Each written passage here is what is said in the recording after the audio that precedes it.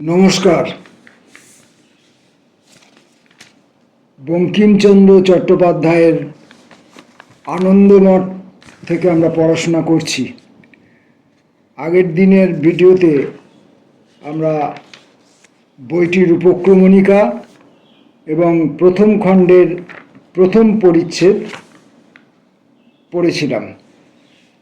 আজকে আমরা আর কিছুটা অংশ পড়াশোনা করব। প্রথম খণ্ডের দ্বিতীয় পরিচ্ছেদ। মহেন্দ্র চলিয়া গেল। কল্যাণী একা বালিকা লইয়া সেই জনশূন্য স্থানে প্রায় অন্ধকার কুঠির মধ্যে চারিদিক নিরীক্ষণ করিতেছিলেন। তাহার মনে মনে বড় ভয় হইতেছিল। কেহ কোথাও নাই, মনুষ্য মাত্রের কোনো শব্দ পাওয়া যায় না, কেবল শৃগাল কুক্কুরের রব। ভাবিতেছিলেন, কেন তাহাকে যাইতে দিলাম, না হয় আরও কিছুক্ষণ ক্ষুধা তৃষ্ণা সহ্য করিতাম। মনে করিলেন চারিদিকে দ্বার রুদ্ধ করিয়া বসি, না চারিদিকে দ্বারে রুদ্ধ করিয়া বসিই আছে, যা ছাপা আছে তাই বলছি। মনে করিলেন চারিদিকে দ্বারে রুদ্ধ করিয়া বসি, কিন্তু একটি দ্বারেও কপাট বা অর্গল নাই। এইরূপ চারিদিক চাহিয়া দেখিতে দেখিতে সম্মুখস্থ দ্বারে একটা কি ছায়ার মতো দেখিলেন।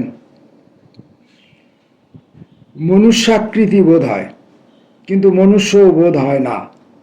অতিশয় শুষ্ক, শীর্ণ, অতিশয় কৃষ্ণবর্ণ, উলঙ্গ, বিকটাকার মনুষ্যের মতো কি আসিয়া দ্বারে দাঁড়াইল। কিছুক্ষণ পরে সেই ছায়া যেন একটা হাত তুলিল, অস্থিচর্ম বিশিষ্ট, অতি দীর্ঘ, শুষ্ক হস্তের দীর্ঘ শুষ্ক অঙ্গুলি দ্বারা কাহাকে যেন সংকেত করিয়া ডাকিল। কল্যাণীর প্রাণ শুকাইল। তখন সেইরূপ আর একটা ছায়া, শুষ্ক, কৃষ্ণবর্ণ, দীর্ঘাকার, উলঙ্গ, প্রথম ছায়ার পাশে আসিয়া দাঁড়াইল। তারপর আর একটা আসিল, তারপর আরও একটা আসিল। কত আসিল! ধীরে ধীরে নিঃশব্দে তাহারা গৃহ মধ্যে প্রবেশ করিতে লাগিল। সেই প্রায় অন্ধকার গৃহ নিশীথ শ্মশানের মতো ভয়ঙ্কর হইয়া উঠিল।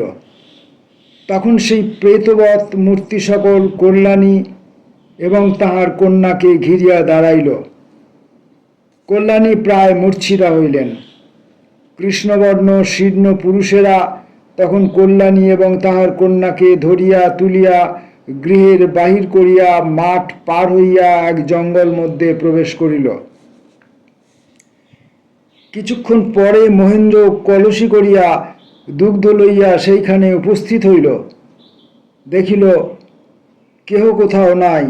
ইতস্তত অনুসন্ধান করিল, কন্যার নাম ধরিয়া, শেষে স্ত্রীর নাম ধরিয়া অনেক ডাকিল, কোনো উত্তর, কোনো সন্ধান পাইল না। প্রথম খণ্ডের তৃতীয় পরিচ্ছেদটুকুও আজকে পড়ে নেবার চেষ্টা করি। যে বন মধ্যে দস্যুরা কল্যাণীকে নামাইল, সে বন অতি মনোহর। আলো নাই, শোভা দেখে এমন চক্ষুও নাই। দরিদ্রের হৃদয়ান্তর্গত সৌন্দর্যের ন্যায় সে বনের সৌন্দর্য অদৃষ্ট রহিল। দেশে আহার না থাকুক, থাকুক বা না থাকুক, বনে ফুল আছে। ফুলের গন্ধে সে অন্ধকারেও আলো বোধ হইতেছিল। মধ্যে পরিষ্কৃত সুকোমল শস্যাবৃত ভূমিখণ্ডে দস্যুরা কল্যাণী ও তাহার কন্যাকে নামাইল। তাহারা তাহাদিগকে ঘিরিয়া বসিল। তখন তাহারা বাদানুবাদ করিতে লাগিল যে ইহাদিগকে লইয়া কি করা যায়। যে কিছু অলঙ্কার কল্যাণীর সঙ্গে ছিল, তাহা পূর্বেই তাহারা হস্তগত করিয়াছিল।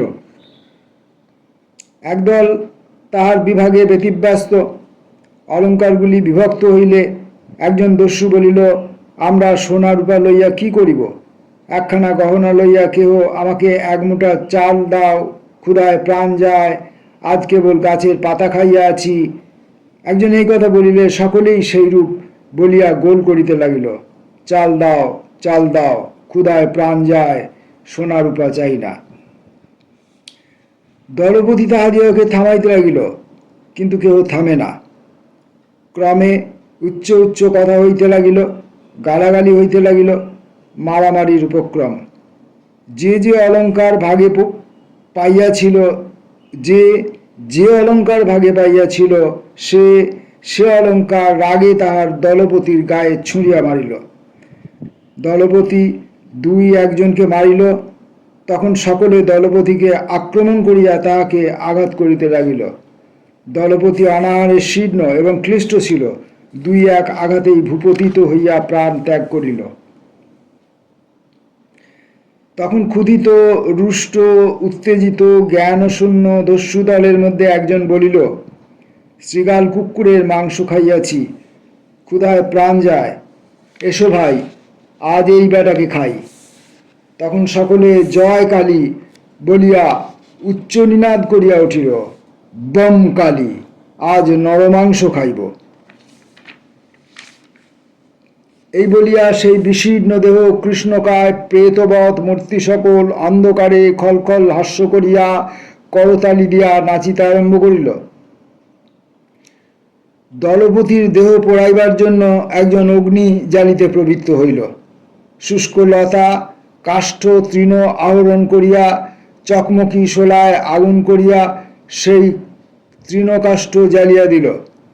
তখন অল্প অল্প অগ্নি জ্বলিতে জ্বলিতে পার্শ্ববর্তী আম্র, জম্বীর, পনস, তাল, তিনতিরি, খর্জুর প্রভৃতি শ্যামল পল্লবরাজি অল্প অল্প প্রভাসিত হইতে লাগিল। কোথাও পাতা আলোতে জ্বলিতে লাগিল, কোথাও ঘাস উজ্জ্বল হইল, কোথাও অন্ধকার আরো গাঢ় হইল। অগ্নি প্রস্তুত হইলে একজন মৃত শবের পা ধরিয়া টানিয়া আগুনে ফেলিতে গেল।